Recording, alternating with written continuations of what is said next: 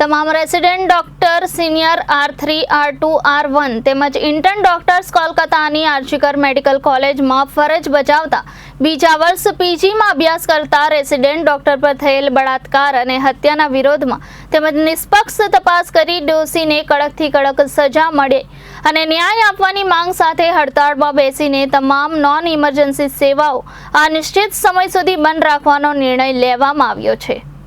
આ માટે ડીન શ્રી અને સુપ્રિન્ટેન્ડન્ટ શ્રી આવેદન આપ્યું હતું। માથાકૂટ, મારામારી તેમજ ગાળાગાળી જેવી ઘટનાઓ સરટી જનરલ હોસ્પિટલમાં અવારનવાર થતી હોય છે, તો અહીંયા પણ સલામતી અને સુરક્ષા માટે તમામ યોગ્ય પગલાઓ લેવામાં આવે તેવી સ્થાનિક પ્રશાસનને રજૂઆત કરવામાં આવી હતી। તેઓ પણ આ બાબતને ધ્યાનમાં લઈ તાત્કાલિક પગલાઓ લેવામાં આવે। આ ઉપરાંત ગઈકાલે રાત્રે 1:30 વાગે અરસામાં જૂનાગઢ સિવિલ હોસ્પિટલમાં પણ એક દર્દીના સગાવાલા દ્વારા પણ ડોક્ટર્સ અને નર્સિંગ સ્ટાફને માર મારવામાં આવ્યો। આવી ઘટનાઓ ભવિષ્યમાં ન બને અને તાત્કાલિક પગલાઓ લેવામાં આવે એ ઉપરાંત યોગ્ય કાનૂન પણ બનાવવામાં આવે તેવી માંગ કરવામાં આવી। ભાવનગર જેડી એસોસિએશનનો પ્રેસિડેન્ટ અમે અત્યારે સ્ટ્રાઇક કરી છે। સ્ટ્રાઇકનો અમારો મોટિવ એ છે કે જે બંગાળમાં જે ઘટના બની, એક રેસિડન્ટ ડૉક્ટરનું રેપ થઈને એનું મર્ડર થઈ ગયું, તો પણ તેમને બરાબર એમના ફેમિલીને કે ડૉક્ટરને ન્યાય નથી મળ્યો। આ વાત એવી છે કે ન્યાય ન મળ્યો તો એ તો વાત અલગ છે, પણ એની સામે કે 300 થી 400 જેટલા મોબ આવીને તેના બધા જ એવિડન્સ મિટાવી દીધા। આ બધી ઘટના બહુ ખરાબ ઘટના છે, એની અગેન્સ્ટ અમે સ્ટ્રાઇક કરીએ છીએ કે એમને પ્રોપર ન્યાય મળે। હું doctor Nehal Surenbhai Panchal, 3rd year resident ENT Sir T hospital ભાવનગરમાં પોતાની ફરજ બજાવું છું।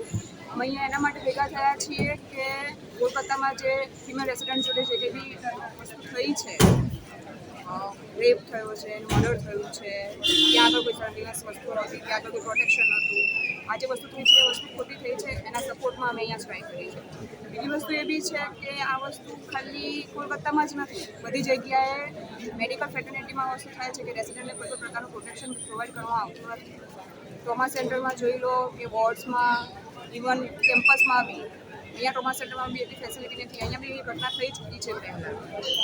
કેમ્પસમાં બી રાતે છોકરીઓ મતલબ ઇમરજન્સીમાં જતા હોય, કોઈ બી માણસો 4-5 ટોળા કંઈ બી બેઠા હોય છે, હોસ્ટેલની બહાર બેઠા હોય છે, ગેટ આગળ બેઠા હોય છે, એટલે વસ્તુ એ છે કે પ્રોટેક્શન થોડું ડૉક્ટર્સને બી પ્રોવાઈડ કરવું જોઈએ। આ વસ્તુ માટે માટે બેઠા છીએ। ઓકે, આ કેટલા દી તમે બેવાના બેન? એ અત્યારે કંઈ નક્કી નથી હજી સુધી, જ્યાં સુધી અમારો આગળનો કોલકાતાવાળો જે જસ્ટિસ પ્રોવાઈડ ના કરવામાં આવે ત્યાં સુધી। મારું નામ ડૉક્ટર દેવર્ષ સંઘવી છે। હું અહીંયા 2nd યર રેસિડન્ટ ડૉક્ટર છું, general medicine department, Sir T hospital Bhavnagar. હાલ અમે અહીંયા બધા resident doctor, 1st year, 2nd year, 3rd year, senior resident, intern doctors તથા UG સ્ટુડન્ટ હાલ બધા સરટી હોસ્પિટલ ભાવનગરમાં ભેગા થઈએ છીએ। અમારો અત્યારે અમે આજે 2 વાગ્યાથી લઈને અનિશ્ચિત સ્ટ્રાઇક પર બેઠા છીએ। અમારો મેઇન મુદ્દો હાલ જે બંગાળમાં ઘટના થઈ છે, જે સમગ્ર ભારત એના વિશે જાગૃત છે જ, તે છતાં ઘણો એક વર્ગ છે જેને આ વિશે જાણકારી હજી પણ નથી। ત્યાં એક 2nd યર રેસિડન્ટ ડૉક્ટર જોડે રેપ તથા એનું મર્ડર થયેલ છે અને એના પછી પણ સરકાર દ્વારા યોગ્ય પગલાં લેવામાં આવ્યા નથી। આવા બનાવો અવારનવાર એકલા બંગાળમાં નહીં, આપણને લાગે કે આપણે ગુજરાત ઘણો સેફ સ્ટેટ છે, પણ ગુજરાતની પણ હોસ્પિટલની અંદર આવું થતું હોય છે કે જે રેસિડન્ટ ડૉક્ટર્સ 24 કલાક 36 કલાક કન્ટિન્યુ ડ્યુટી કરતા હોય છે, એ લોકોને યોગ્ય સૂવા માટે એક સારો રેસિડન્ટ રૂમ પણ મળતો નથી અને તે છતાં જ્યારે ડ્યુટી પર હોય ત્યારે પ્રોપર સિક્યોરિટી વ્યવસ્થા નથી મળતી। ઘણા રેસિડન્ટ ડૉક્ટર્સની સાથે જે સગા હોય છે, બીજા જે પણ દર્દી આવે, ઓબ્વિયસલી ઇમરજન્સીમાં આવતું હોય, રેસિડન્ટ ડૉક્ટર પોતાનું 100% આપવાનું ટ્રાય કરતું જ હોય છે, તે છતાં દર્દીનો ઘણી વખત તબિયત બગડતી હોય છે, તો સગાને આક્રોશમાં આવીને ઘણી વખત રેસિડન્ટ ડૉક્ટર્સ ઉપર હાથ ઉઠાવતા હોય એવા પણ બનાવ આપણી હોસ્પિટલમાં પણ બનેલા છે। આ સિવાય ઘણા રેસિડન્ટ ડૉક્ટર્સની સિક્યોરિટી એ હદ સુધી કોમ્પ્રોમાઇઝ થઈ છે કે જ્યારે ડ્યુટી કરીને અમે લોકો જતા હોઈએ ત્યારે અમને અમારી ગાડી પણ ના પડે। અમારી ગાડી ચોરી થઈ ગઈ, રાત્રે 2 વાગે અમને ખબર પડે કે અમારી ગાડી અમારા કેમ્પસમાંથી જ ચોરી થઈ। આપણે સરટી હોસ્પિટલમાં એન્ટર થવાના ટોટલ 3 દરવાજા છે, 3 દરવાજામાંથી યોગ્ય સિક્યોરિટી કેબિન નથી, કોઈ દરવાજા ઉપર પ્રોપર એન્ટ્રન્સ ગેટ પણ નથી। હવે જેવું બંગાળમાં થયું કે 1000 લોકોની ભીડ અંદર ઘૂસી ગઈ હોસ્પિટલની અંદર, એવું કાલ ઉઠીને અગર ભાવનગરમાં બને તો એ ભીડને આપણે રોકશું કઈ રીતે? આપણી પાસે ના કોઈ એન્ટ્રન્સ ગેટ છે કે આપણે દરવાજો બંધ કરીએ તો ભીડ ત્યાં રોકાઈ જાય। એના સિવાય રેસિડન્ટ ડૉક્ટર્સને સૂવા માટે એક યોગ્ય બેડ પણ નથી હોતો અમારા વોર્ડ્સની અંદર. ઘણા રેસિડન્ટ ડૉક્ટર્સ તમે કહેશો તો અમે તમને ફોટોઝ બતાડશું કે નીચે જમીન ઉપર એક ખાલી ગાંટલું પણ નહીં, ખાલી ચાદર ઉપર સૂતા હોય. હવે 24 કલાક ડ્યુટી કરીને રેસિડન્ટ ડૉક્ટર એટલું તો માંગી શકે કે અમને 8 કલાક સૂવા માટે પ્રોપર ગાંટલું અને એક જગ્યા મળે. કે જે પેલી પીડિતા સાથે કલકત્તામાં બનાવ બન્યો તેનું બનાવ બનવાનું મુખ્ય કારણ એ પણ હતું કે એની પાસે કોઈ રેસિડન્ટ રૂમ નહોતો, એ સેમિનાર રૂમમાં સૂવા ગઈ.